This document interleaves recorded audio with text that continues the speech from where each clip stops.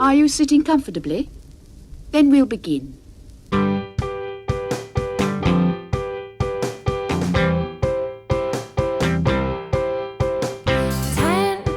minutes left. Yeah, but there's still some time. It's not the final score. We need more than the numbers we're given. Show us you live and breathe the game.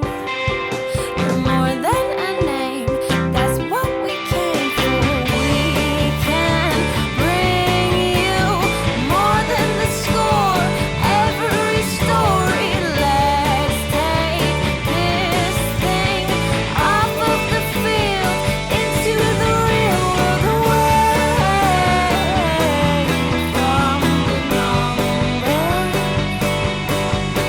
away from the numbers, Welcome back, my friends, to the show that never ends. There's still time. The AFTN Soccer Show, broadcasting on CITR Radio 101.9 FM from the unceded Musqueam territory at the University of beautiful British Columbia. I'm your host, Michael McCall, and I'm flying solo once again for this episode. Wanted to get out a special Champions Cup final preview special. So with so much audio and other stuff to put in it, that you're just going to have me talking in between it all. So we are going to preview Sunday's big cup final down in Mexico City against Cruz Azul. Throughout the show, we'll also, maybe briefer than we maybe would have hoped for, be looking back at not a fantastic game at BC Place on Wednesday night as the Whitecaps and Minnesota United played out a 0-0 draw on the hottest day of the year so far, and maybe one of the coldest matches of interest in the year so far, the way that things played out. So we'll cover that in this part.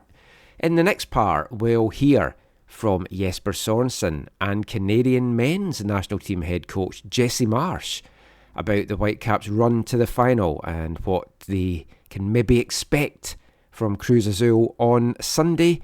And we've got a plethora of interviews to bring you this podcast as well. In part 2, we'll be chatting to 2 key attacking pieces for the Whitecaps that I think could both have a very big role to play in Sunday's cup final. Canadian winger Jaden Nelson and Mexican striker Daniel Rios.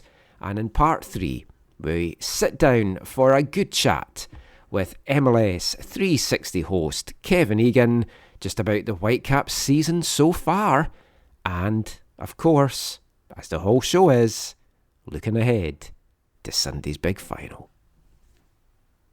Are we excited yet? The league business is finally out of the way, and all the focus can go on the final against Cruz Azul. It's been a fun and exciting month for me so far. Coming on the tail end of those 2 games against Miami, trip down to Fort Lauderdale. I've seen East Fife get promoted to Scottish League One. I've seen Wimbledon get promoted to English League One. Can I get the trifecta? Can I, in person this time, be there to see the Whitecaps lift their first ever Intercontinental trophy and be crowned the 2025 champions of CONCACAF? They're going to have to play a lot better than they have done in the month of May. They've found it hard to break some teams down.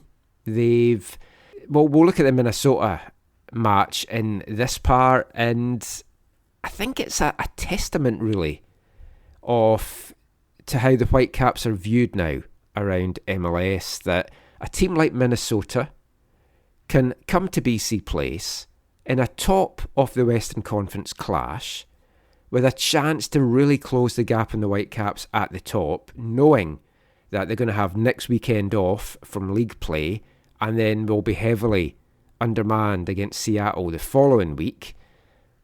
Minnesota came to Vancouver and put in one of the biggest defensive performances you're going to see. And I'm not talking about biggest defensive performances, and they were magnificent defensively.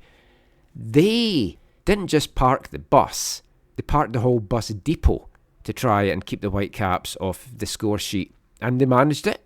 It was 0-0.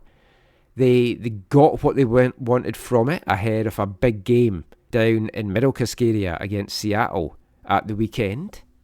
So in that regard, Minnesota achieved what they were looking for from this game. For the Whitecaps, they were dominant. I mean, the possession was 56.5 to 43.5, but I mean, that doesn't really tell the tale of the game. It was just a case of wave after wave of Whitecaps attacks. Yohei Takaoka, for a lot of the game, especially in the second half, was just standing in the middle of the Whitecaps half, just watching the action play out on the other end of the field. Minnesota had 1 shot on target, 4 shots in the whole game. The Whitecaps had 21 shots in the game, but I think the telling point here is only 3 on target. And it was the lack of quality from the Whitecaps in the final third, the lack of being able to break down a very resolute Minnesota defence that really was their undoing on Wednesday night. It's a game, like, you came away from it and you felt there was only one team that really had any interest in winning that. That was the Whitecaps, and they just couldn't get the job done. Now, we'll hear a little bit from Jesper Sorensen shortly, from his post-game thoughts, but he was talking about really the way that they need to approach it is to try and do better at finding a way through. And yes, as expected, it was a heavily rotated side that Jesper Sorensen put out there. With the huge Champions Cup final a mere 4 days away, Jesper Sorensen was always going to ring the changes, and there was 7 made from the team that started Saturday's comeback win at Real Salt Lake. A number of key players were on the bench, and you would expect them to have come on in the second half, and they did. An interesting player that wasn't on the pitch was Ralph Priso, and I think part of that, it's not so much resting him for Sunday's final with Sebastian Berhalter being out, although I think that plays a big part to it.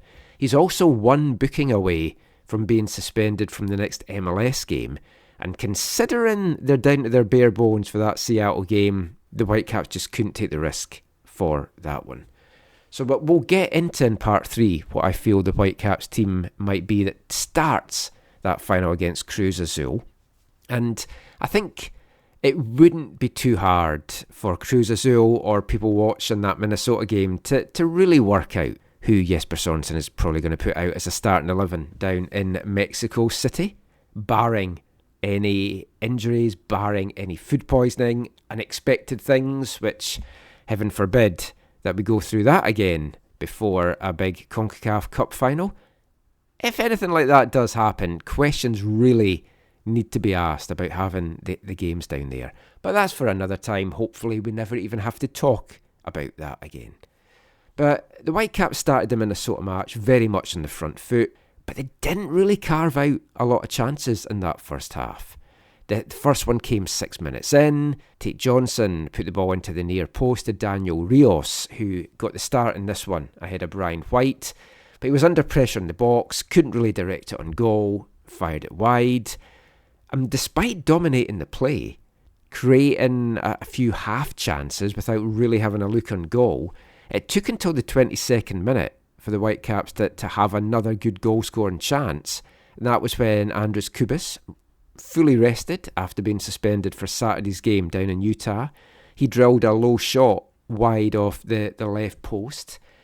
And for the rest of the half, it was huffing and puffing, but just not able to blow that very strong defensive door down that Minnesota had put up there. There was so many times in this game that Minnesota had every single player back behind the ball.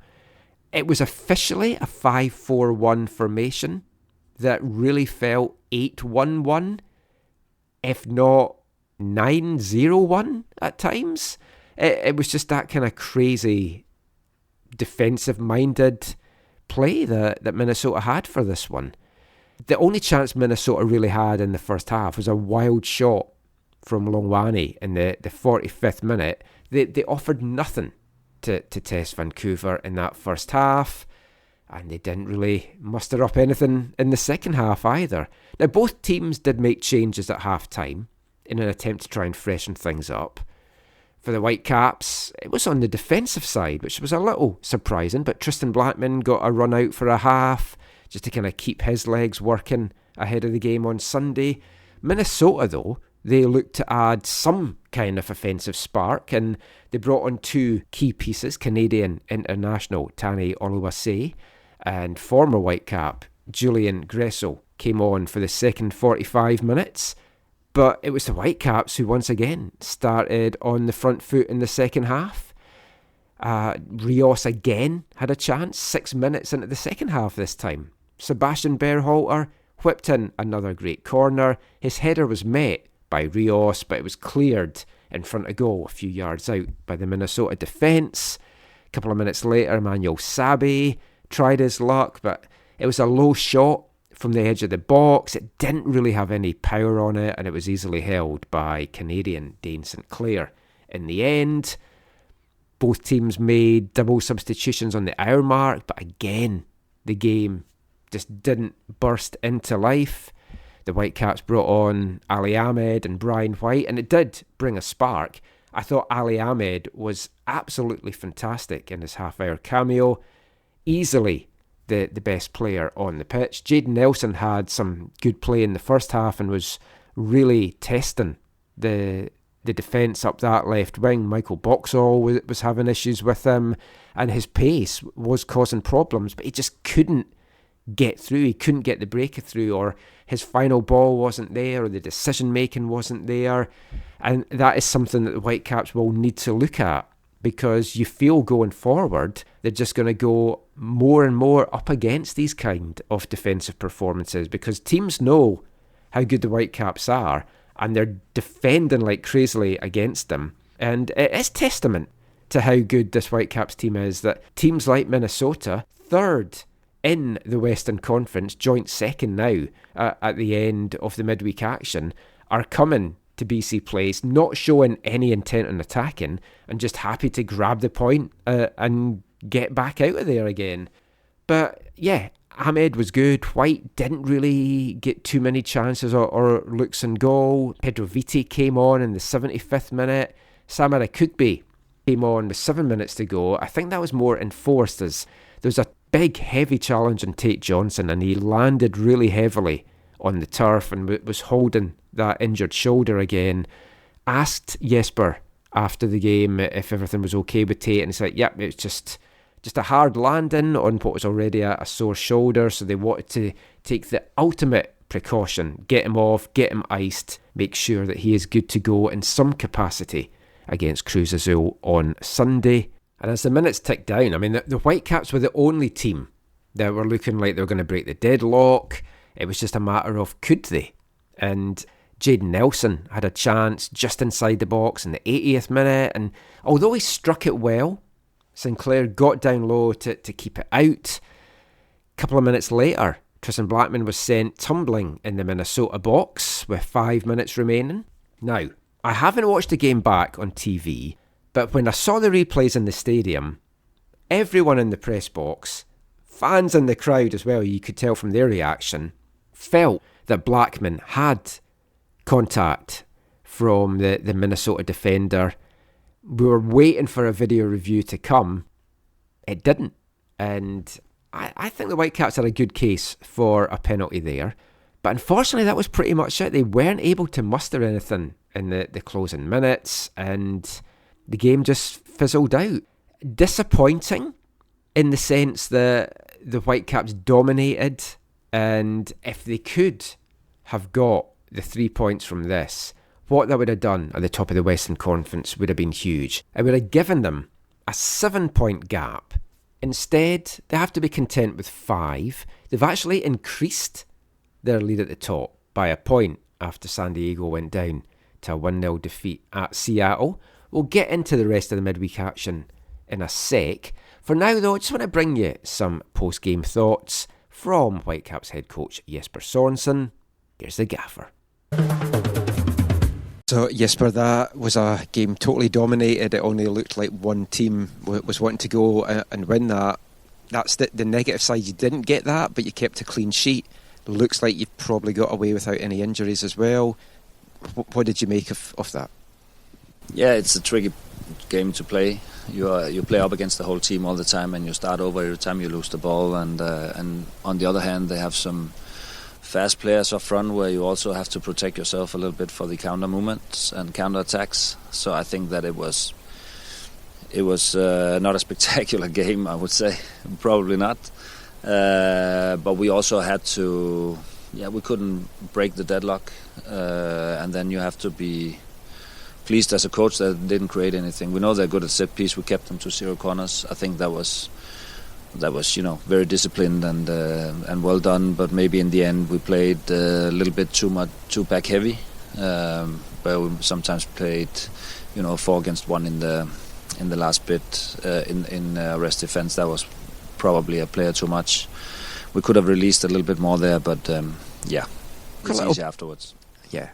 Talk a little bit about your defence. It's a 7th clean sheet now for Johe. Whoever rotates in, whoever rotates out, they all seem to be doing so well at the moment, and the old cliche is defences win championships. Just talk a little bit about what you've seen from your defence so far this year. Yeah, we of course have emphasis on how we want to defend and how we want to defend together, and not make it that we can rely on each other. So when somebody is in trouble, he always has a guy next to him. So we play a more relational defense than individual. So I think that it's very good. There's been the coaching staff is working very well with the defenders every day, and we keep them up to try to hold them to a high standard. But it's not only about the defensive players, it's also about the whole team defending as a team, and make it a little bit easier for the defenders. For instance, today, and I think Andres did a fantastic job in midfield, covering in front of our 2 central defenders, and we know that's very important. And I think everybody works every day, and we see a lot of film, we work a lot with it to get better all the time. And today we defended very well, also high up the pitch, so we didn't allow much shooting around Johe. So I think that was a good thing. Another day we defended lower in Austin and managed to defend the box very well. So it's also kudos to the players, but also to the coaches working with them on a daily basis. He's the gaffer. You can try it on with him. He's the gaffer. Even when he's on a limb. He's the gaffer. When his back's against the wall, has the answer to it all. So a frustrated Jesper Sorensen there, understandably. Frustrated in a number of ways. Just not able to get the 3 points, not able to break through that Minnesota defence, having to play this game 4 days before a cup final. More of that in the next part. But he can take some positives from it. They've gone against another top team in the West, and despite their performance on Wednesday night, for me, Vancouver and Minnesota are playing the nicest football in the Western Conference just now. San Diego up there as well, but I've really enjoyed watching Minnesota United games. They play a nice style. I think they're going to be with the Whitecaps right down to the wire as this season plays out. We've taken 4 points from them. Should have been 6. We've taken 4. Another positive, it was a 7th clean sheet for Johe Takaoka. The Whitecaps in their 15 games have only given up 12 goals so far. It's the best defence in MLS. The next best, surprisingly, New England. They've given up 14 goals in the East. Minnesota only given up 14 goals in the West. That, not surprisingly, when you saw how well they defended against the Whitecaps on Wednesday. In attack, the Whitecaps have 27 goals. It's the second highest goals in the MLS West. Only San Jose have more with 33. San Diego and LAFC also have 27. There's a few teams in the East that scored more goals than the Whitecaps. But I mean, right now, 15 games gone, 9 wins, 5 draws, 1 solitary defeat. They're sitting top of the West on 32 points. They've got a 5-point cushion now against San Diego and Minnesota. That means no matter what the results this coming weekend, when the Whitecaps won't be in league action, they're going to go in to that Champions Cup final on Sunday as Western Conference leaders. And that is just tremendous in itself. They've got 1 game in hand on pretty much all the other title contenders in the West just now, aside from LAFC, who have also played 15 games. So they're going to have 2 on most of them coming out of this weekend's action. And the games on Wednesday, it was a mixed batch results-wise from a Whitecaps perspective. Just looking at the Western teams, Houston went to New York City, came away with a big 3-0 victory. Dallas played out an impressive 3-0 draw at FC Cincinnati. In a strangely early kickoff down in Seattle, the Sounders came away with a big 1-0 victory over San Diego, and I'll get to why that is big very shortly.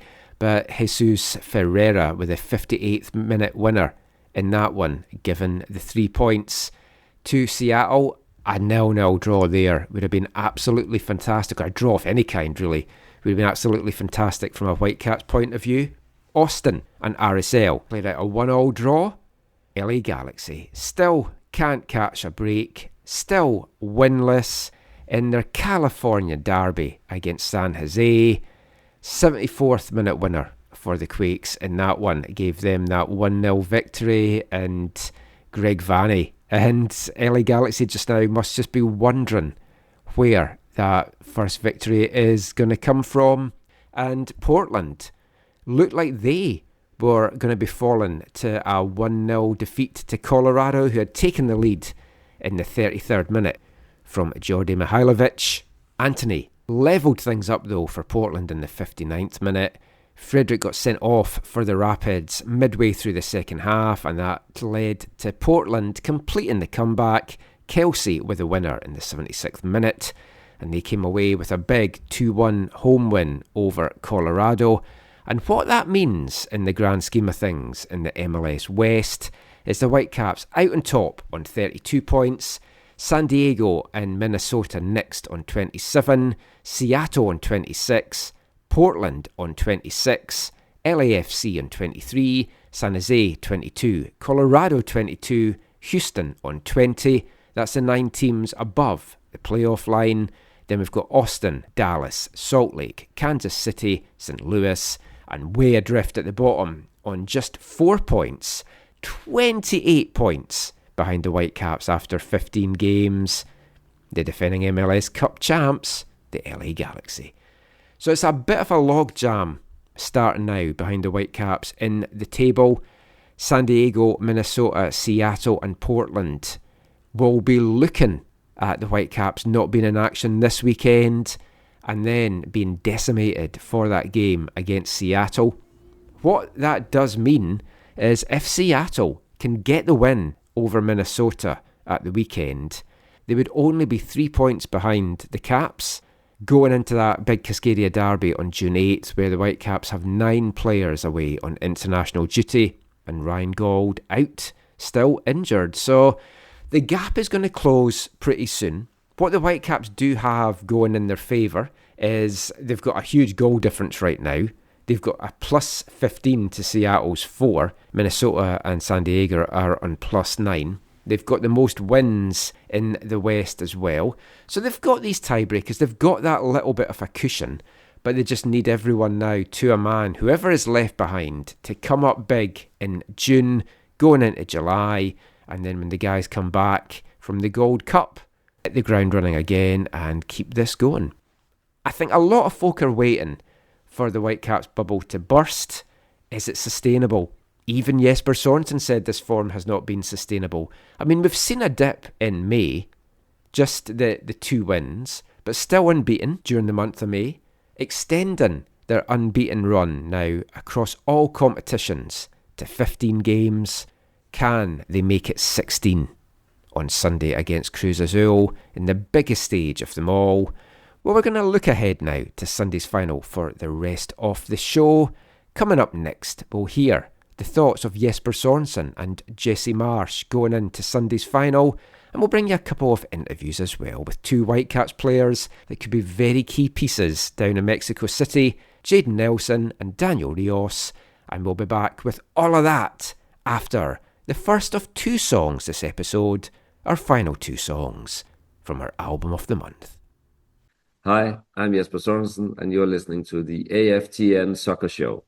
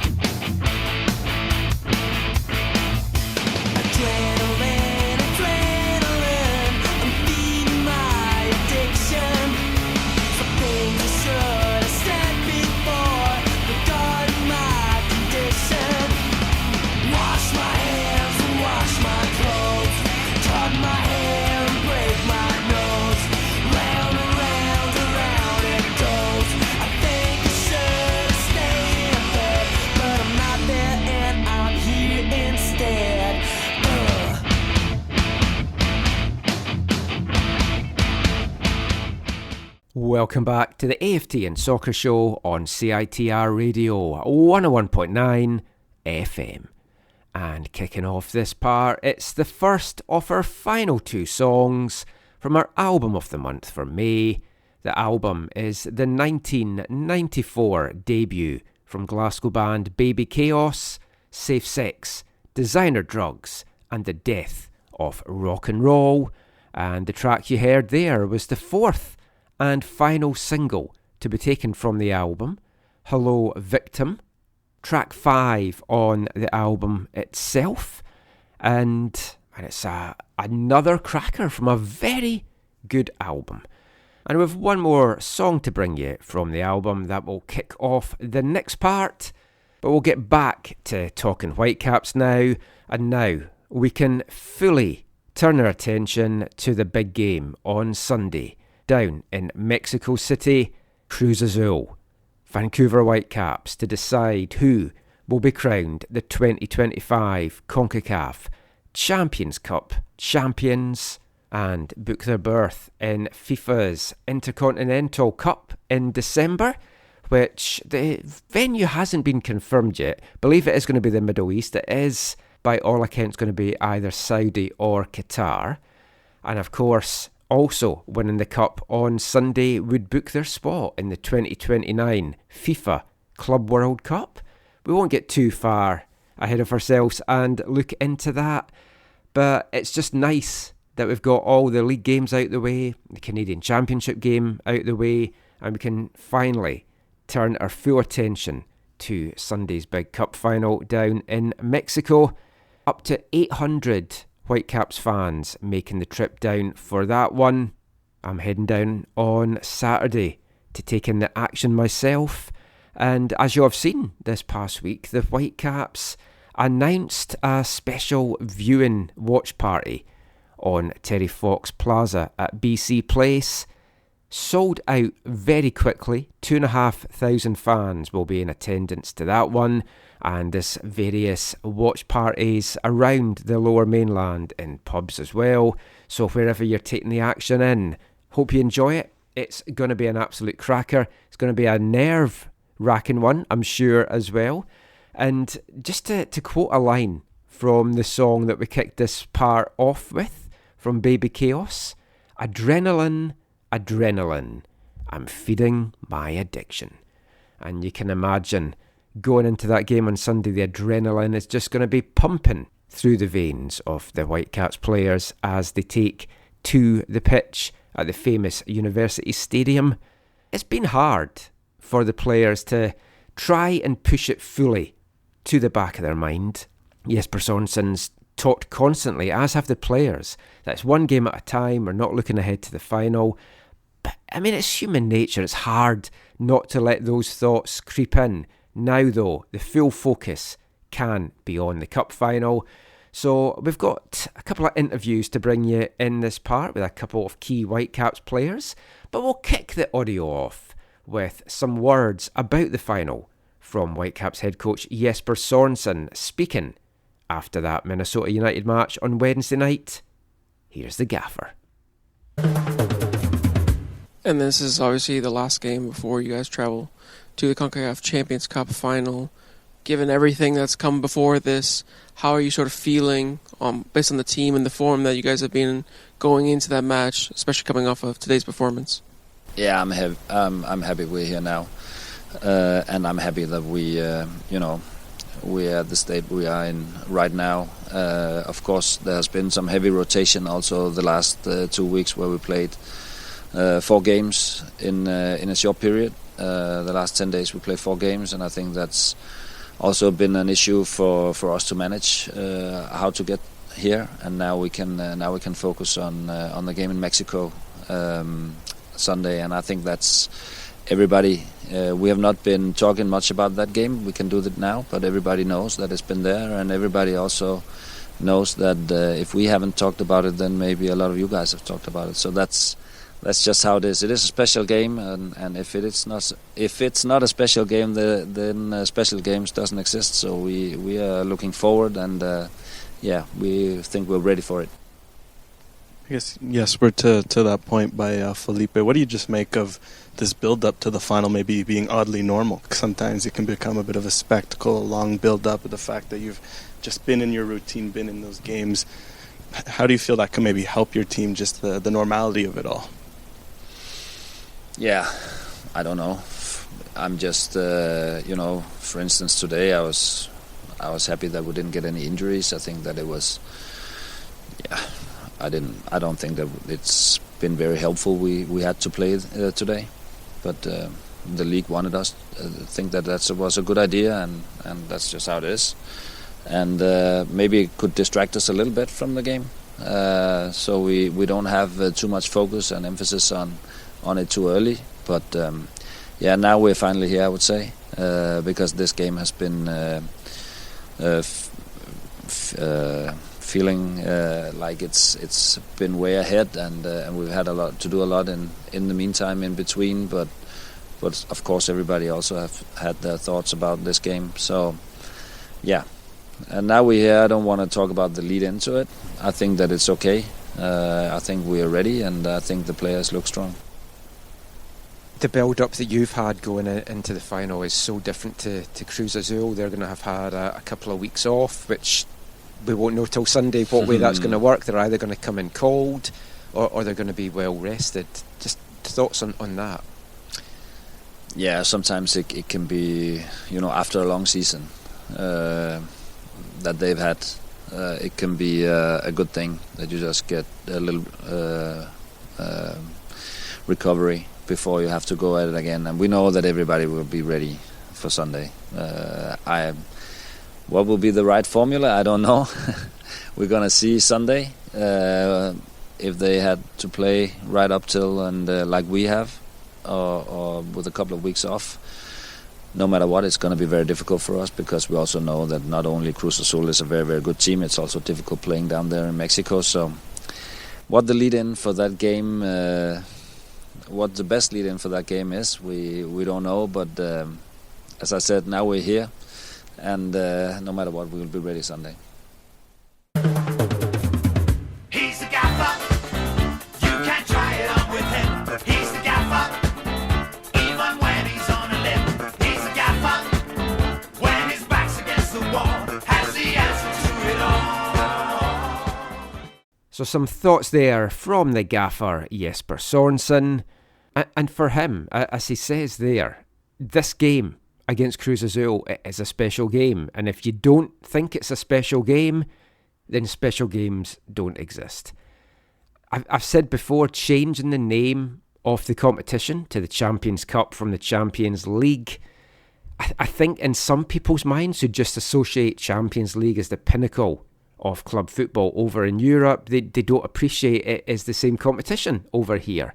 And I think it would have been better just to call it Champions League throughout. But I mean, this is the highest pinnacle that a club can win at the moment in the domestic level of CONCACAF football.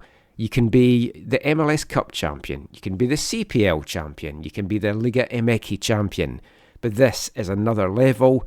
You're the Intercontinental champion, and it opens up the door to FIFA club competitions as well, puts the teams on a global map, and we spoke about that in the last podcast, about what that can mean for the Whitecaps in terms of financial and exposure and players wanting to come here and everything else. We won't revisit that. And something else that Jesper mentioned there as well, he was just happy to get through that Minnesota game without any injuries, but said, I don't think that it's been very helpful that we had to play today. But the league wanted us and thought it was a good idea, and that's just how it is. So it does kind of fly in what Axel Schuster told us on the last show, that looking at the metrics and the sports science and knowing how well the players play when it's 2 game weeks, that it was useful. A little bit of spin there, I think, from Axel. I thought right away this game would get called off. There is problems with scheduling for dates, and midweek games don't sell well, as you saw for that Minnesota game last night. I'm not quite sure it would have been any less in a rescheduled date. But the club is also a little bit worried about fixture congestion as well. And they've had a busy month of May. The Minnesota match was their 6th game in the month of May over the 2 different competitions.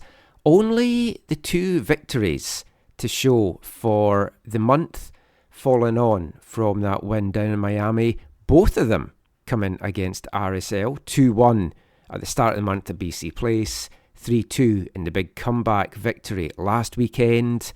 They've had 4 draws in that time though, 2-2, 0-0, 2-2, and then the 0-0 against Minnesota. So we'll see what Sunday has in store. Cruz Azul, on the other hand, have had a couple of weeks rest after crashing out of the Liga MX Clausura at the semi-final stage. We'll delve in to the threat that Cruz Azul pose, their key players, how their season has gone in the next part. But we had the thoughts there of Jesper Sorensen ahead of the final. There was also an interested spectator at the game at BC Place on Wednesday night. Canadian men's national team head coach Jesse Marsch flew in to take the action in. Came in on Tuesday night, you might have seen on the AFTN Twitter. Went straight from the airport to TSS Rovers training out in Delta on Tuesday night. Wanted to go and say hi to the group and just acknowledge how well they've done in recent years in League One. I got a chance to chat with Jesse about a number of things, and we'll bring you most of that in the next episode.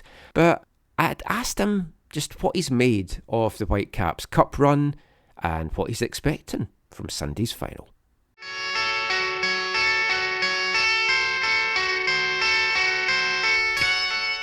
Whitecaps obviously going into a big cup final.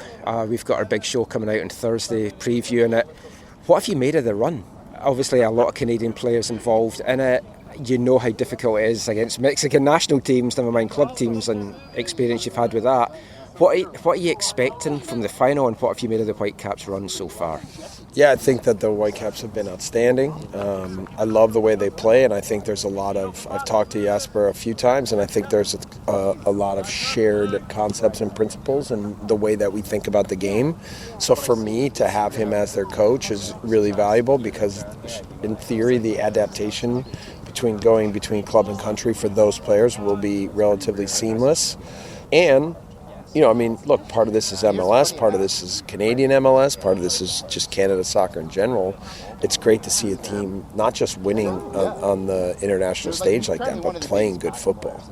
So, it's a big challenge going down there to Mexico. Like, we all know that. So the match on the first won't be easy, but I think that the Whitecaps are in great form. I think they play great football.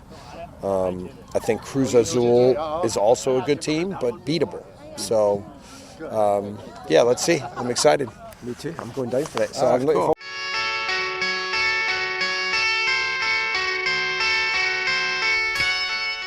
Canadian men's national team head coach Jesse Marsch there with his thoughts on the Whitecaps' run to the Champions Cup final and what might lie in store for them down in Mexico City against Cruz Azul. I thought it was very interesting there, Jesse talking that him and Jesper Sorensen have shared concepts, shared principles, how they view and approach the game. And it is true, if you've got Canadian national team players on the Whitecaps team that's playing a similar kind of style to what Jesse Marsch wants them to play, then the adaptation from club to country is going to be all the more smoother. Makes you wonder if there's some national team players that are maybe like, I want to come back to North America, I want to come back to the MLS, either ahead of the World Cup, after the World Cup, because they're homesick, things just aren't working out for them, and they maybe say to Jesse, what club would be a good fit for me? You have to feel he's going to put forward the Whitecaps as the team to be on. Great for the Whitecaps, great for improving the quality, not so great when it comes to absences for international duty, unless MLS sort that out and pronto. But yeah, all good stuff and very interesting. A lot to think about there. And as mentioned, Jesse in BC, in Vancouver at the moment, took in that Whitecaps game against Minnesota on Wednesday night because there was a lot of Canadians on both teams and bumped into him, funnily enough as well, right after the game. We got the elevator down to the media level and I had to say to him, I'm not stalking you after having seen him the night before. So we had a little chat on the way down as well and just speaking about how well Dane Sinclair had played in that game, agreeing that it wasn't a classic all-round. I'm sure he would also have been impressed by Ali Ahmed after he came on, and he definitely brought some spark to the Whitecaps' attack. For the first bulk of the game, though, it was another Canadian, Jayden Nelson, that was the key to the Whitecaps' attack. His pace on the left-hand side was really giving that Minnesota defence a lot of trouble out there, but he was just struggling to get the final ball, get the final breakthrough, and it's something I think that we've seen as the season has gone on. Jayden obviously getting off to an absolutely stunning start down in Portland with a goal and 3 assists. Since then, he's had a really good first season here in the Whitecaps since making the move from Norwegian side Rosenborg via his loan spell over in Germany. Jayden's made 18 appearances for the Whitecaps so far this season, 11 in MLS, 6 in the Champions Cup, 1 in the Canadian Championship. He's got his 2 MLS goals, 4 assists in league play, 2 in Champions Cup play as well. And it's been a really good start to his Whitecaps career. It's one that has caught Jesse Marsch's eye, and Jayden Nelson called into his first Canadian men's national team camps since the 2023 Gold Cup, where he wasn't initially on the Gold Cup roster, but then got called in after a couple of injuries to Sam Arakugbe and Stefan Eustachio, and made the most of his appearances there. Got his first tournament goal for Canada against Cuba in the 4-2 victory. It was his second goal for his country, having scored once before in a friendly back in 2020 against Barbados. And Jayden Nelson has been a player that Jesse Marsch has spoken about on a couple of calls. Played some audio on the last show from Jesse as well. And he's said for a while that Jayden's a player that he's wanted to get back involved in the Canadian setup. He's now going to be away with Canada for these 2 Canadian Shield matches in Toronto next month and then as part of the Gold Cup roster that gets underway a week or so later. The first game of which, of course, is going to be here in Vancouver at BC Place against Honduras. So we spoke to Jayden when he first signed for the Caps, chatted to him when he was down pre-season in Spain in episode 655 of the podcast at the start of February. Been a lot of football and podcasts out since that time period, which feels just like yesterday, but it's just been that kind of crazy year so far for the Whitecaps. So I got a chance to chat with Jayden at Whitecaps training this week, just about how he's settled in here to Vancouver, the season so far, look ahead to Sunday's big cup final, and of course, getting his call-up once again to the Canadian men's national team. I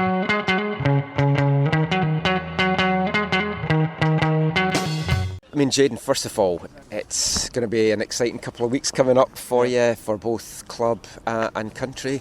When did you have an inkling that you were going to get called up for these Canada squads? To be honest, like after I started doing well here, and I had a good run of games, and I got back to how I wanted to play. I knew that the national team was in reach. I just had to do the right things on the pitch, and now it's like a couple weeks after the last game or after a few games, Jesse Marsch messaged me, sent me like a message of encouragement to just keep going, and I think that just gave me the push to really keep going to get my spot in the Gold Cup roster, and then I knew I have a chance, and it was kind of clear. Yeah, Jesse had mentioned on one of his calls recently that you're a guy who's wanted to get back into the squad for a while. So I had a look. It was 2 years ago pretty much that you were last involved, and it was the Gold Cup. Yeah. What's your memories of the tournament 2 years ago? I know you got a goal, which is obviously very special, but just overall, what's your memories of that tournament? Yeah, it was a good tournament. We did well. We were unlucky to lose in the semis. But, it was a tournament where we seen Moyes for the first time, and we got to see his quality. And, it was just a good tournament. I got to really gel with the group for a longer period of time, I'd say. And, I'm excited to be there again. And the Canadian Shield games, both of them in Toronto, so back home for you. And then if you're involved with the first game against Honduras on home turf, although grass turf this time, it'll be at BC Place. You're looking forward to getting back home as well? Yeah, of course. It's always nice to go back home and, to wear red and white again at BMO. So, I'll definitely have a lot of friends and family coming to watch, and hopefully I could get some minutes against Honduras, so it'll be amazing. So before that, there's the small matter of a big cup final coming up. Yeah.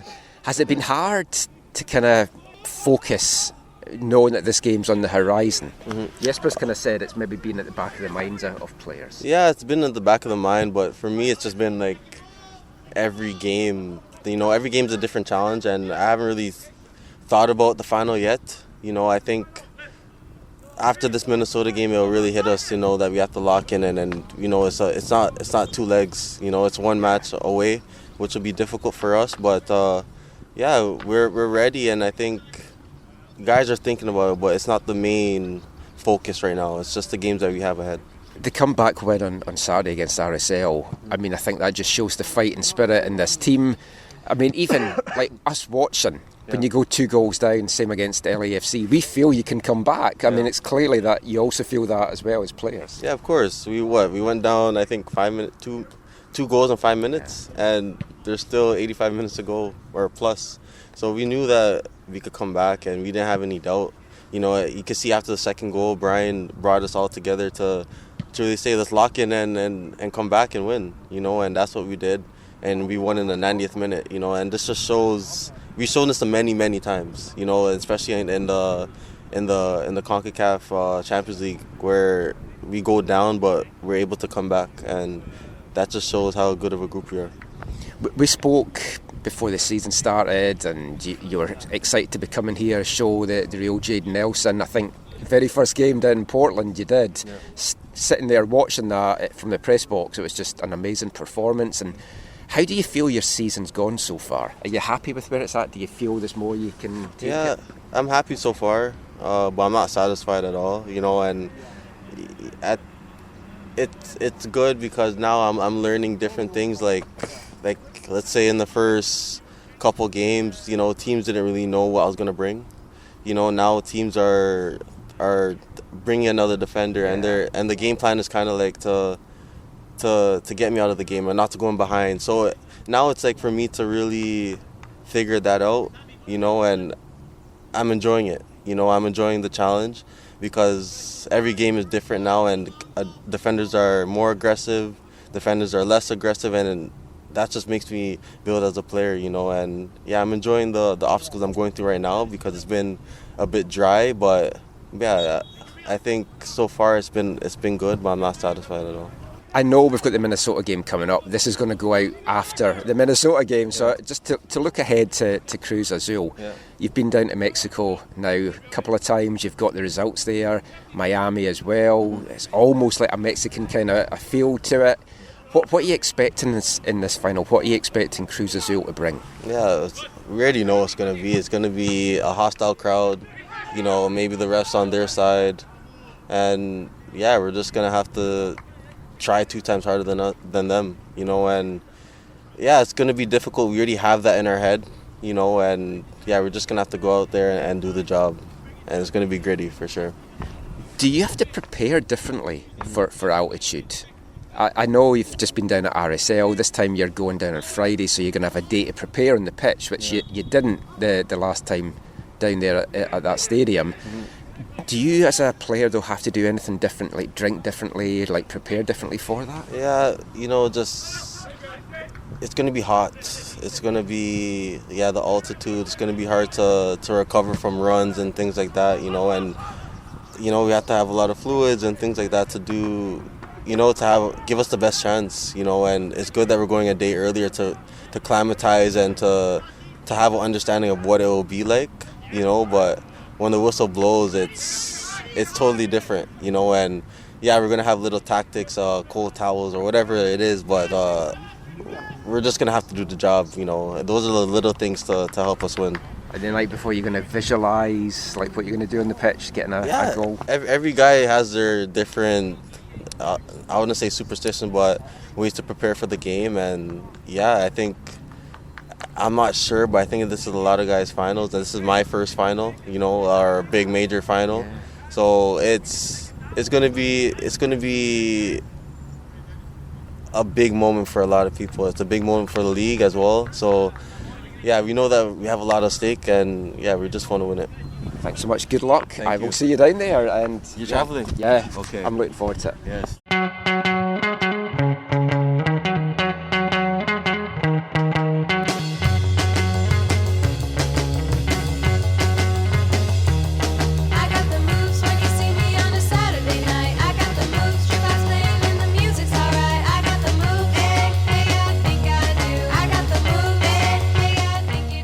Great stuff from Jayden Nelson there. Delighted to be back in the Canadian national team fold, and delighted to have had such a good start with the Whitecaps. And as he said there, he feels there's a lot more he still has to give to this team. And the problem for Jayden now, as he recognised there, is when he first came to the league, especially that first game against Portland, they just didn't know how to handle him. They didn't know how to play against him. And he ran riot. 3 assists, a goal, ran the show down there. And he's had some really good flashes since then. I thought he was really good against Minnesota. It was just the end product wasn't there. Sometimes it maybe feels that he tries to do a little bit too much, sometimes because he has to, because nobody has been fast enough to keep up with him, so he's had no support up there. But as he recognises there, teams have also started to watch what he does, and they're trying to mark him differently, play against him differently, put 2 men on him, get people so that he can't run through, so there's somebody at the back of him. So that is the key really for Jayden, for the Whitecaps coaching staff, to try and unlock the next level in Jayden's game, to overcome those challenges and to see what he can do. But there's no doubt that he is going to be a very key player for the Whitecaps down in Mexico against Cruz Azul. whether he starts, whether he comes off the bench. And I've got to say, I feel it might be the latter, the fact that he went the whole 90 against Minnesota there. And that really is a bit of a challenge for Jesper Sorensen at the moment. I mean, we saw both the speedsters, Jaden Nelson and Emmanuel Sabi, get that start against Minnesota. It's usually one starts, one comes off the bench, and it's trying to get the best return out of that, depending on who the opponents are. So I have a hunch that Sabi might get the start down in Mexico with Jaden coming off the bench, because as we've talked about, Jesper Sorensen has spoken about, it's very important to him, the players that finish a game. And remembering the cup final has the potential for extra time, so 120 minutes. Having some fresh legs like Jaden Nelson to come on at the hour mark, or even later, depending on how the game goes, that might even take it into extra time, is going to be absolutely crucial for the Whitecaps. And Cruz Azul, I don't know that they would have an answer for that. So it's going to be interesting to see how that plays out. But that'll be Jaden's last match for the Whitecaps for a while, as he'll go off with Canada. So we wish him all the best for Canada and the Canadian Shield and at the Gold Cup. Hope he can get another goal to add to his tally. But he's certainly going to be a very key part to this Whitecaps attack on Sunday evening. And for me, the front three is going to be Brian White leading the line, Jaden Nelson on one wing, and the man that I think we'll see on the other wing is a man that's going to bring some much needed Liga MX and Mexican experience to this Whitecaps team. Forward Daniel Rios. The 30-year-old is from Mexico City. He's going to know all about the altitude. He knows how to play there. He came through the famous Guadalajara Chivas Youth Academy, played for Chivas in a couple of occasions, most recently of which back in 2023, before going on loan to Atlanta. He's been a man this year in the Whitecaps' run to this Champions Cup final, has got the start in the games down in Mexico, with Brian Whitemore coming off the bench.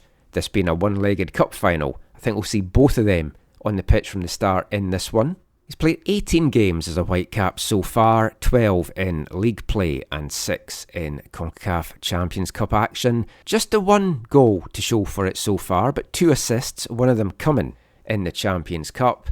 So I got a chance to chat with Daniel just about his journey really to the Whitecaps, growing up in a football-mad country like Mexico, and of course to look ahead to Sunday's final.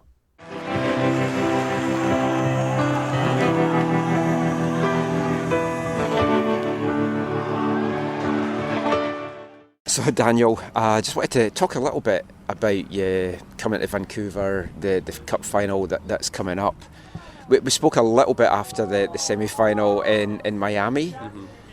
This year coming to Vancouver, when did you know that Vancouver were interested, and when did you decide that Vancouver was the club you wanted to be as your next club? Well, it was a timing thing with the window open, and through my agent, I received notice that Vancouver was interested. So, yeah, since that day, they show more interest than other teams, and they said that they wanted to achieve more than last year, which is like first stage of playoffs, and show me the project and everything, the players. So for me, it was a really good option, and like I said, they were more interested than anyone else. That's when I decided to come here. And you and your family, are you loving life in Vancouver just now? Yeah, you're enjoying it so much. Like it's like in the first month, everyone said like, "Oh, just wait for summer." So now that summer is here, it's beautiful. We enjoy it so much, and yeah, I mean, you know, when things are going well, the team is doing amazing, and the vibes are high, you know, and that helps everyone in the locker room, outside the club, the staff. So I'm pretty sure everyone is happy right now.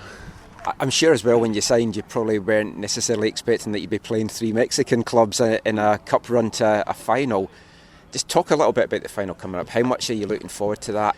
No, it's excited that we had the opportunity to play against Mexican players. Obviously, also when I was looking into Vancouver, come into Vancouver. I saw the Champions Cup, and I know about the tournament, how well respected, and it's a high-rated tournament, because it's not like only one country. So if you win it, you're champion of a whole region, and that's amazing. I think it's one of the points that I've been trying to share with everyone here, that is really important achievement. And now that we are in the final, and see that it's so close, and I get very excited to have that trophy in my career. So just hope that on Sunday, May 1st, we do amazing and we lift the trophy. Like playing in altitude, how different is it? What does this group need to learn to do differently for the final? I know you've played one game down there before, but like how different is it to play at altitude? No, it's completely different. Like we have to be in total control of our emotions, believe in ourselves, have that confidence that we're not going there to see what the other team do. No, we are there to play the final, to do our style, to do our game, and control it as much as possible. And we need that little bit of like contundencia. How do you say in English? I'm nodding. I don't know Spanish. When you have one chance. You have one chance. Exactly, you have to take your opportunities, and that's it. It's a whole game, because the small details are the most important in these games. Like growing up in Mexico, like football's in your blood. It's like I'm from Scotland, and it's our big thing as well. I'm excited. I'm going down to Mexico. I've never been to a game in Mexico before. I remember watching the '86 World Cup on TV. For folk that are making the trip, what's the atmosphere going to be like? It's amazing. It's probably something that they've not lived before, because it's a different culture, it's different people, different everything, environment, and football over there is a whole their passion, because it's the main sport, and people live it in their lives in a different way. So, like I said, it's very different, but at the same time, it's like it's a new experience for all the Canadian Vancouver supporters that are going there, and just hope that everyone has to enjoy it, and also just be careful, because it's so passionate that don't cross the line. Just be respectful, and everything will be okay. Like when you were growing up, when did you know you wanted to be a footballer, and when did you know that was going to be what you were going to do as a pro? Well, I mean, as a kid, I always had the dream to be a pro soccer player, because I love the sport, I love playing.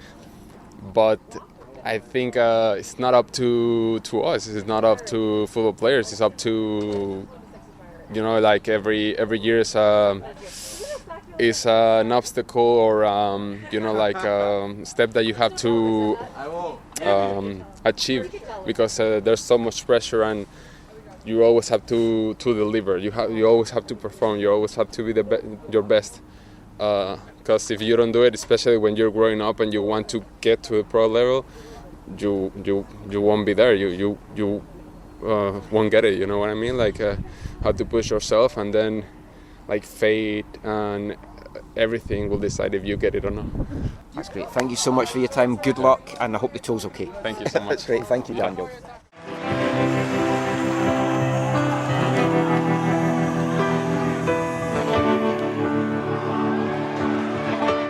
Some wise words from Daniel Rios there.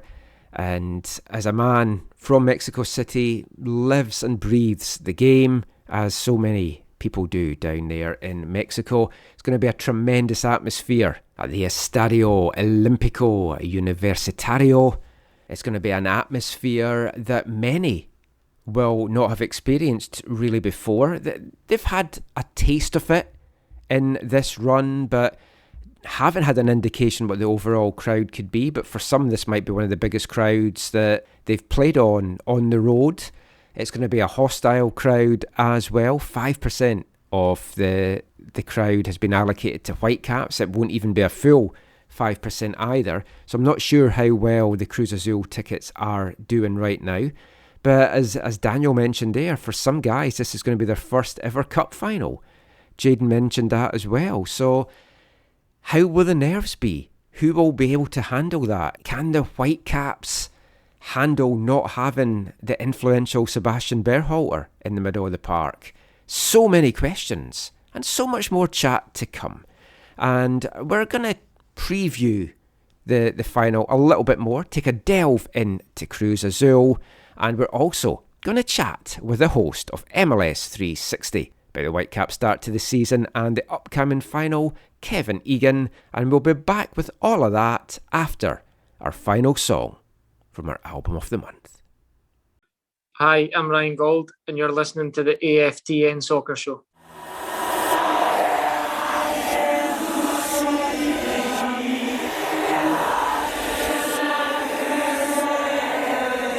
Suck my thumb, I'm deaf and dumb, but only when I choose to be. I won't talk to anyone, cause no one can relate to me. Now I tell so many lies, I think they are the truth. I'm trying hard to stop it since I bought my gold and tough. I'm well planned with everything, cause I feel it's good every day. Never be close to me, doesn't matter anyway. Now I tell so many lies, I think they are the truth. I'm trying hard to stop it since I bought my golden tooth. And I know everything I need to know. And I glow in the dark, cause I am so mystical. Now I tell so many lies, I think they are the truth.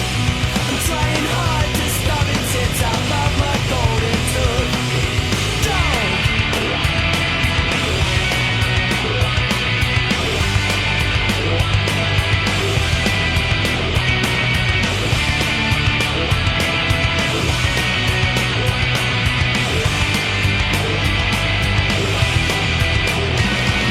Down my hair, I don't care much what you think of me.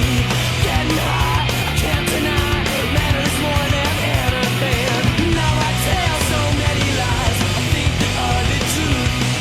I'm trying hard to stop it since I bought my golden tooth. Well, I don't know anything more than you know. I don't glow in the dark, and I'm not that mystical. Welcome back to the AFTN Soccer Show on CITR Radio 101.9 FM. And kicking off this part, it's that sad part of the month where we bring you our last track from our album of the month. For May, it was the 1994 debut release from Glasgow band Baby Chaos, Safe Sex, Designer Drugs and the Death of Rock and Roll. We've been bringing you songs from it all through this month. That was track 3 on the album and also the third single to be released from the album, Golden Tooth. And I hope you've enjoyed the album and the songs that we've brought you this month. If you have, check that out along with their other stuff. As Baby Chaos, they've brought out 6 albums from 1994 up to their last one in 2020, Ape Confronts Cosmos. They were also going for a while under a different name called Deckard, and they had 3 albums out as that as well, including a live one from the famous King Tut's venue in Glasgow. But if you've enjoyed it, go and check out their debut album that we've played. Also check out their other stuff. You'll find them in all the usual places. The song there was Golden Tooth. And to kick off this part, we're going to talk to a golden boy of MLS 360, their host, Kevin Egan. How's that? For a segue, Kevin, delighted to welcome you onto the show for the first time. We'll talk a little bit Whitecaps Champions Cup final. Before we get into that, I've got to ask you about MLS 360. I love watching it. It looks a lot of fun. Is it as much fun doing it as watching it? And how exhausted are you by the end of the night? Firstly, thank you. Appreciate that so much. Great to chat with you, Michael. MLS 360 is a joy. Honestly, I love it so much. From the time we kick off at 7:30 to 5.5 hours on air last night with Taylor Twellman as a guest analyst last night, Bradley Roy Phillips, Sasha Klesh and Caelan Coyle. And we have a ball. We get along so well as buddies in there. When you're bouncing from match to match, seeing the great goals fall in, like the second hour, the Geo hour, we call it, as Savarese joins us, is always a lot of fun. And it's just my dream job. So I'm not exhausted. Yes, I do need to go to the toilet afterwards because there's no chance during the show. So there's a little bit of that. But all around, it's just such a fun job. I'm in my element. Yeah, I can imagine. You don't get the break either. Everyone else gets the hour break and you've got to just keep ploughing on. So I usually watch it when if we're playing at night, I watch the Eastern games on it. And then if we've had a big game, so last night's game would not be one of those occasions, then I kind of go back and just see what you guys have said. So it's been fun to watch, and it's been fun to see what you're all saying about the Whitecaps as well this year. What have you made of the team? Obviously surprise packages, but have they blown you away, or are you just kind of waiting for the bubble to burst a little bit? You know, I was out for a game of golf before the season started with someone who actually finished, I believe, second or third in the race to get the job in Vancouver. And he said to me, this Vancouver squad is way better than people think. And people don't realize the talent that's there and the fact that they've grown together. When you think about the core of the group, from Veselinovic to Blackman, Kubas, Vite, Berhalter, Ali Ahmed, Brian White, Ryan Gauld, they've all been there from a minimum of 2022. No other team in MLS has that core. And now that they've grown together, they clearly like each other. Axel Schuster said, in an interview recently, that he loved the personality of Jesper Sorensen for bringing out the best in that group. And he said there's always an element of luck, but he was very humble in the way he went about talking about what he wanted from his group. Not to say that Vanni Sartini was the wrong man. They've capitalized on what Vanni Sartini brought to the team, and they've taken it to another level under Sorensen. And I just feel like even when they rotate, I go back to the game against Minnesota on the road between the Miami CONCACAF Champions Cup games, nearly full rotation. And Jesper Sorensen talks about something that I find very interesting here, Michael, and he talks about his finishers. There's not many coaches in world football that talk about their finishers the way Jesper Sorensen does. And you saw a little bit of it last night with key pieces like Ahmed and White coming off the bench. A draw, look, they'll settle for it a few days before this big final. But all round, I think Vancouver are here to stay this year. I can't see this team falling off.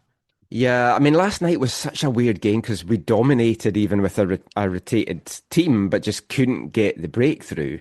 I think it might even be the polar opposite of what we're going to see play out on Sunday, whereas I imagine Cruz Azul is going to try and be on the front foot. Do you get a chance to see a lot of Mexican football? No, I don't, if I'm honest. And I try to, but I'm so consumed by what we're doing with Major League Soccer. During Leagues Cup, you keep an eye on Cruz Azul, and they're big players. They've got big personalities down there as well. Obviously, Yorgos Yakimakis was a big name to go there. Yes. Mateusz Bogusz, a top-class player in MLS with LAFC, goes there too. They're a club that will spend big money. So diametrically opposed to Vancouver Whitecaps, a team that have not been spending a lot of money. And a team, I think Vancouver is going to be tested this year. And here's why. There's going to be a lot of teams, especially with the new cash transfers in Major League Soccer, looking at Brian White, especially Brian White, and saying, what can we offer to tempt him away from Vancouver and tempt the club into selling a guy like Brian White? And I hope it doesn't happen. I hope Vancouver stay strong with the core group that they have and really go after it and try and win something big this year. I've asked Axel Schuster about that, and I said, does every player have a price?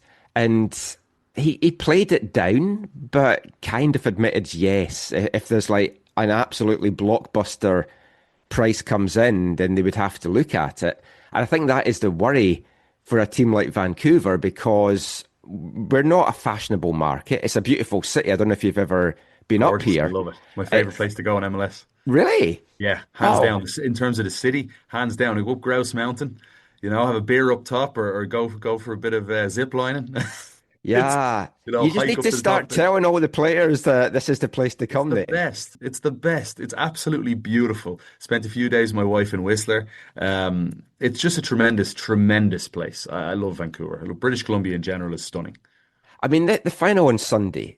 Now, I don't know too much about Cruz Azul apart from just some research I've kind of been doing ahead for this. I mean, going down to Mexico is never easy. The weather's going to kind of play into their advantage. It's meant to be rainy, and by kickoff time, it could be like in Celsius, high teens, low 20s. I mean, do you think they can pull off the shock? Will it be a shock if they pull it off? The strange thing is that we're so conditioned by what Vancouver have done this year that I don't even know if any of us would be that surprised if they won it. Yeah. And that is so wild to say, Michael, given what we expected from Vancouver this year. All of our analysts, and I'm not throwing them under the bus, you have a brand new head coach, you lose a DP in Armstrong, you don't replace him. There were an awful lot of questions about Vancouver. A lot of our analysts had them finishing 12th, 13th, 14th in the West. The disrespect, when you think about that now, about where Vancouver are at the summit of the West, and a game in hand as well, most likely will lead the Supporter Shield race here heading into the second half of the season. It's mind-boggling, and I think they can go there. And I think that one of the big advantages that Vancouver will have is the conditioning they have from Mexico already, knocking out two giants, but also the pressure is all on Cruz Azul in front of their home fans.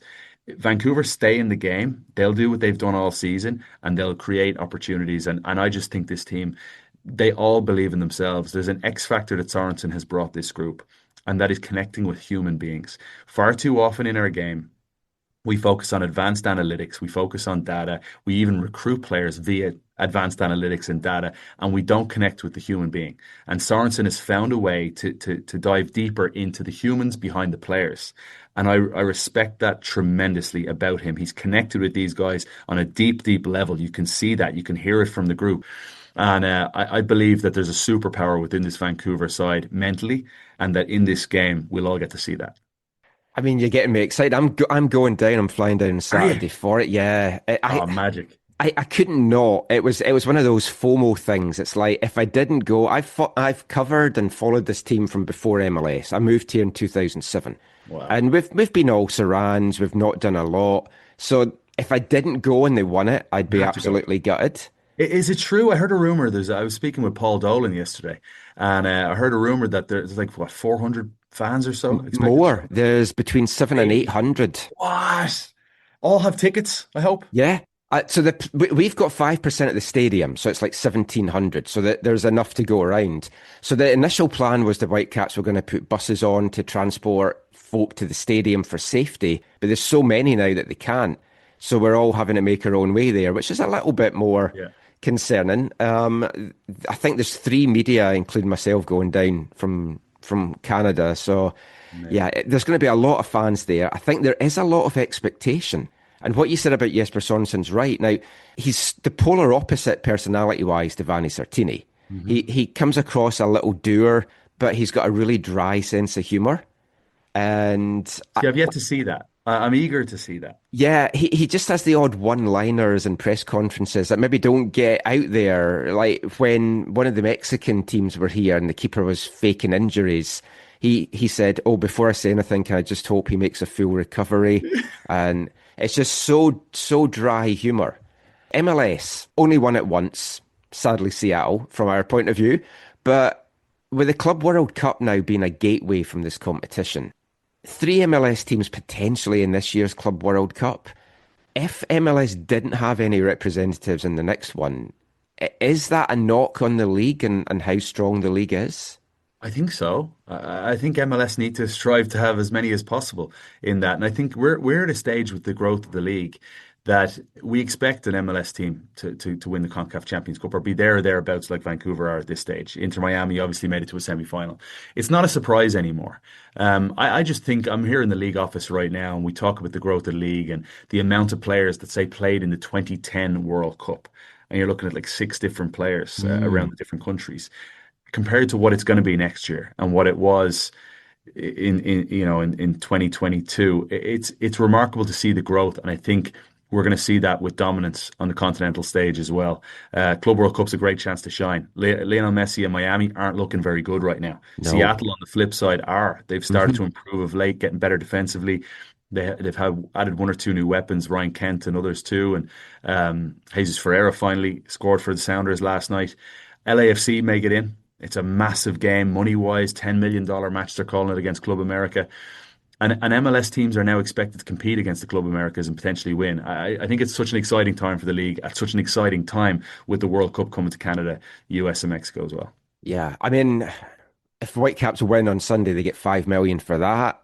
at least, and then that's them in the World Cup, which is another 10. I mean, that's, for a club like us, that's massive. That's changing.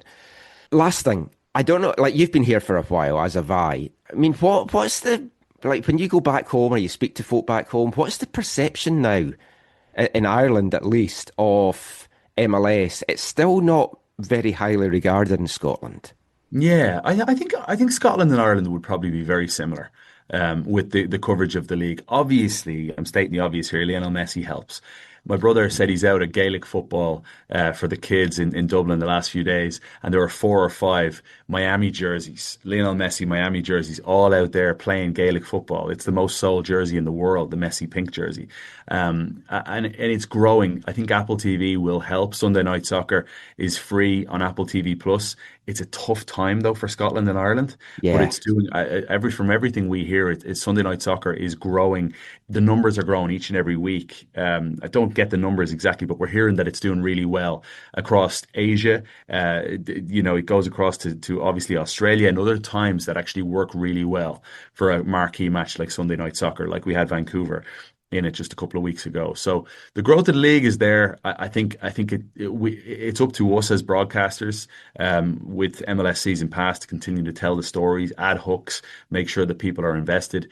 And then we continue to hope that the best players in the world, Lionel Messi, who I still believe, even at 37, turning 38 here in a few weeks, is close to his prime in terms of the way he can play at this stage of his career, dropping deeper and using his body for what it is today. It's such an exciting time, Michael. Yeah, he didn't show it against Vancouver though, so that was, yes. We managed to negate him. And it's true what you say. Like, I was back in Scotland last year, went into a department store, and there was Messi jerseys for sale, and it was the only one. It was Miami Messi jerseys, and it's like, this is just bizarre. Yeah, pleasure speaking to you. Michael, always enjoy watching it. I used to watch you on WWE as well. So, are you serious? I'm a wrestling fan. I'm more AEW fan, but I remember you from your WWE days as well. So, 2 wildly different worlds. The 2 names as well: Kevin Patrick, Kevin Egan. Yeah. For 3 years, but I'm so happy. I wouldn't be able to do what I'm doing now if I was still there. It's one of those crazy things in life that you just, great chapter, but happy and thrilled to be what I'm doing right now and all in on it. That's great. Thank you so much. Get on with the rest of your day, and I really appreciate it. Cheers, Michael. Pleasure. Cheers, man. Take care.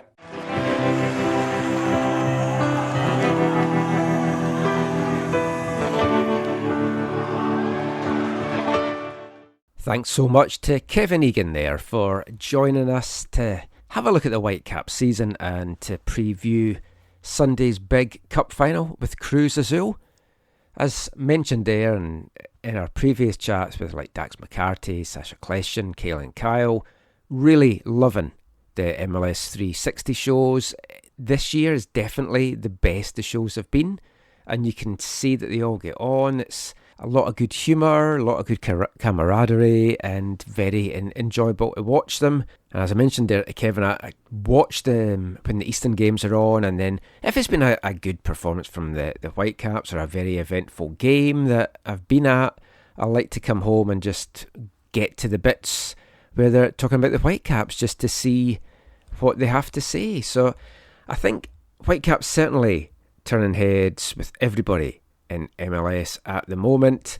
Now they look to do it on the international scene one final time. Cruz Azul awaits the Mexican Giants coming into this game as favourites. They're playing the match at their home stadium, albeit their temporary home stadium, but they definitely will be going into this as the favourites. Cruz Azul already have 6 Champions League titles to their name, the last one coming in 2014. They're the second most successful club in the history of the competition. On top of that, they've won 9 league titles, 4 Copa MX, they've been crowned champions of champions, they've won Super Cups. They are a big powerhouse. 98 years old the club are now. They celebrated their 98th anniversary on May 22nd, and they're coming into this after a fairly interesting season, really, all round. As I'm sure most of you will know, the Liga MX is split into the Apertura and the Clausura seasons, and Cruz Azul set a record for the most points in an Apertura season. Finishing up in December, they topped the table with 13 wins and just the one loss from their 17 matches, 42 points on the board, 7 points clear to their nearest rivals. But that isn't the end of it. It goes into a playoff style system, and Cruz Azul lost to their fierce rivals, Club America, in the semi-final stage. That was also the last match in charge for Martin Anselmi. The Argentine manager of Cruz Azul made the move to Europe, where he became head coach of Porto at the end of January this year. Taking over the helm was 45-year-old Uruguayan Vicente Sanchez. Now, Sanchez has played in MLS. He had a couple of spells in the league here. Once for a few years with Colorado Rapids, then a year with Houston Dynamo.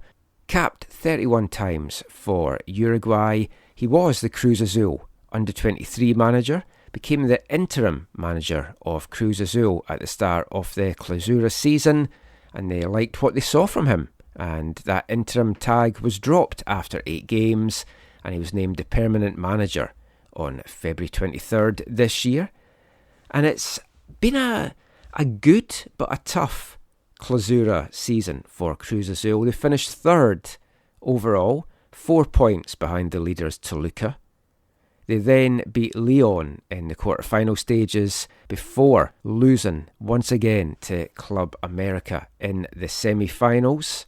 That loss as well meant that they haven't played a competitive game since May 19th, so 13 days it will have been from the last competitive game to the final. As we heard from Jesper Sorensen in the last part, what will that mean? We won't know till Sunday. Will they be fresh? Will they be a little bit rusty because they haven't been playing games and just not up to full match level? That, I think, is going to be a perk to the Whitecaps. I know the Whitecaps last played 4 days ago, but as we've talked about in numerous podcasts in recent weeks, they do seem to be at their best and play some of their best football when they have 2-game weeks and they're doing turnarounds on short notice. So, I mean, we won't know for certain until Sunday which team has the advantage in that regard. But this is a Cruz Azul side stacked full of talent. 5 of their squad have been called up for the Mexican squad for a couple of friendlies next month ahead of the Gold Cup. Defender Jorge Sanchez, Jesus Orozco, midfielders Carlos Rodriguez and Eric Lira, and forward Angel Sepulveda, all called up for Mexico for the upcoming pair of games that they've got. Be interesting to see how many of them then make it on to the final Gold Cup roster. In goal, second in the Clausura season in clean sheets was Kevin Meyer with 5 in total. The Colombian Meyer, one of 3 keepers on the Cruz Azul books. They're strong defensively, they're strong in the midfield, up front as well. Georgios Giacomakis, the 30-year-old Greek striker that lit it up in MLS with Atlanta, that's what got him the move to Cruz Azul. Was a big fan of him when he was at Celtic. He's such a good player, a dangerous player. He's not having the best season, though, it has to be said. He had 7 goals in the Apertura season last year, only 2 goals in the Clausura season this year, and he hasn't scored yet in the CONCACAF Champions Cup. Leading scorer, though, in the CONCACAF Champions Cup with 7 goals from his 7 games so far, Angel Sepulveda. He had 21 goals between the Apertura, Clausura and the Champions Cup so far. He is definitely going to be the danger man for the Whitecaps to watch. In the midfield as well, they've got another man the Whitecaps are very aware of, Mateusz Bogusz from Poland. The 23-year-old, 18 goals in his 2 seasons with LAFC, so the Whitecaps know him very, very well. That'd be interesting to kind of have a look at a quick tale of the tape between the Whitecaps and Cruz Azul for the matches that they've played just in 2025. So Cruz Azul have played 29 games this year. They've won 17 of them, for a 58% win percentage.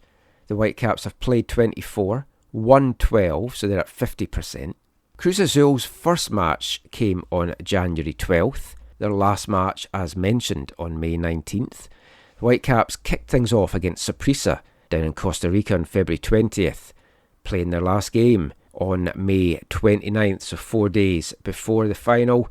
43 goals the Whitecaps have scored in their 24 games. They're averaging 1.79, more than Cruz Azul, who have hit 48 and 29 for 1.66. Goals against, 23 given up by the Caps, 0.96 goals against per game, 24 just for Cruz Azul at 0.83.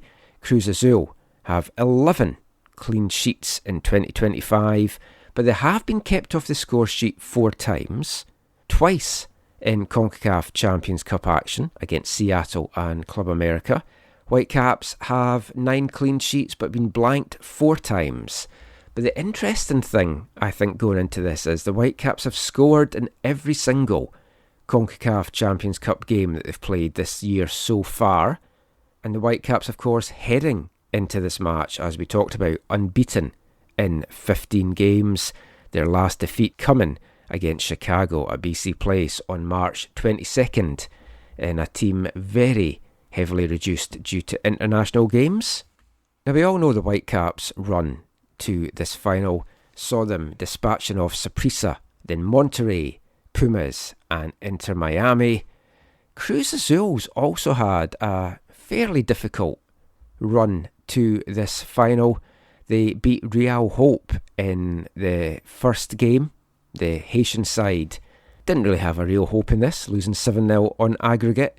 Then came the 2 legs in the round of 16 against Seattle. 0-0 in Seattle before a 4-1 triumph for Cruz Azul in Mexico City. In front of only 7,400 fans, incidentally, that game. Their attendances most certainly picked up, though, for the later games in the quarterfinals.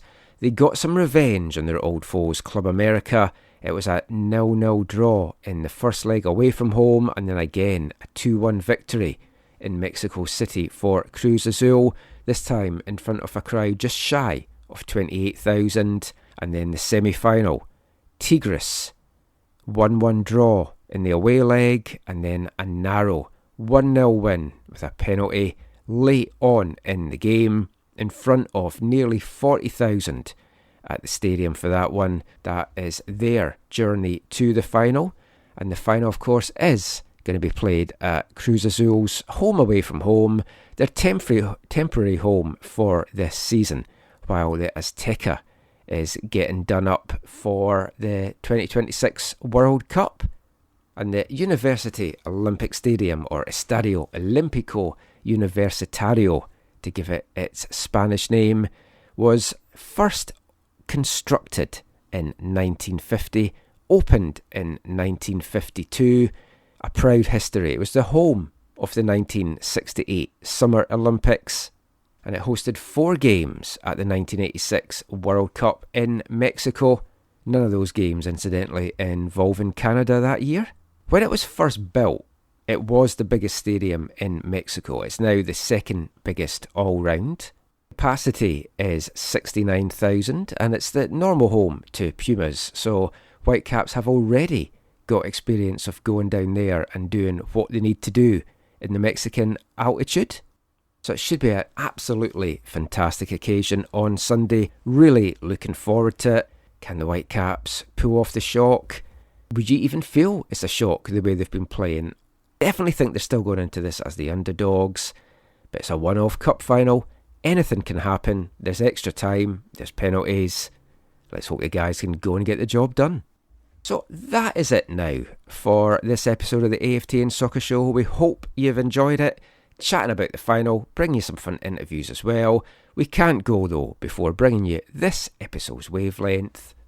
So since we've got a big final coming up, I thought we'd have a little bit of a different song. We're going to have one in Spanish. Have to thank 45football.com for being the source of this. A new If I wanted to find a song about Cruz Azul, that would be the place to find it.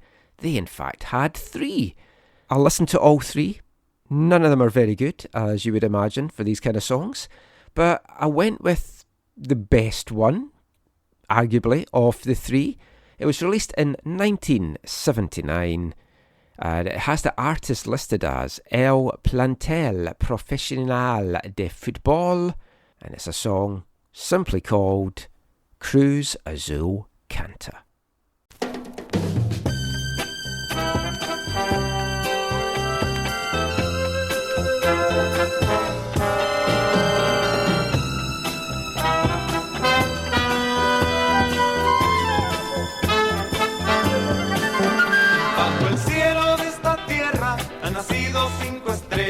Desde Mérida a Tijuana ha cruzado un rayo azul. Han vibrado los estadios y la máquina ha logrado que la gente le entregara parte de su corazón. Cruz Azul, adelante Cruz Azul, en las lides deportivas brillará siempre tu azul. Cruz Azul.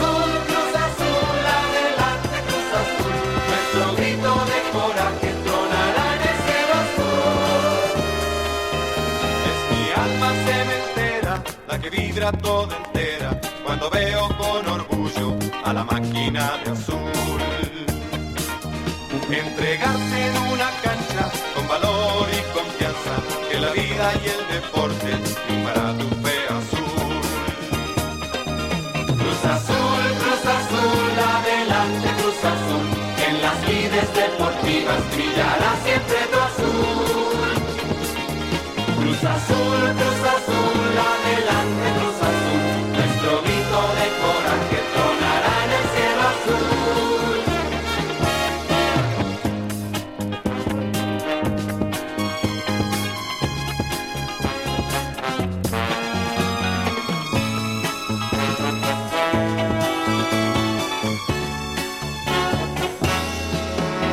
Bajo el cielo de esta tierra han nacido 5 estrellas, desde Mérida a Tijuana ha cruzado un rayo azul. Han vibrado los estadios y la máquina ha logrado que la gente le entregara parte de su corazón. Cruz Azul, adelante Cruz Azul, en las lides deportivas brillará siempre tu azul. Cruz Azul, adelante Cruz Azul, nuestro grito de coraje tronará en el cielo azul. Cruz Azul, adelante Cruz Azul, en las lides deportivas brillará siempre tu azul. Cruz Azul, adelante Cruz Azul, nuestro grito de coraje tronará en el cielo azul. Cruz Azul, adelante Cruz Azul, en las lides deportivas brillará siempre tu azul. Cruz Azul, adelante Cruz Azul. From 1979 there, El Plantel Profesional de Fútbol, Cruz Azul Canta. And that wraps everything up now in our special CONCACAF Champions Cup preview show. Hope you've enjoyed it. If you're heading down to Mexico, I know some of you are heading down on Friday, some of you have headed down today, Thursday, some of you are heading down on Saturday. Stay safe, follow all the instructions that have been given to you by the Southsiders and the Whitecaps. Don't find yourself alone in the stadium or in or around the stadium. Look after yourselves, look after each other as well, and most of all, enjoy the game. We'll be back with another episode soon. If the Caps can get the job done, I might do a special live show after the game on Sunday. We'll see how things play out, internet connections, all of that kind of stuff. If not, we'll definitely have a show out at some point next week, looking back on the Cup final and also looking ahead to the big international games that are coming up. Already got a couple of fun interviews in the bag for that. So until next time, as always, thanks for listening. Take care, and Mon the Caps.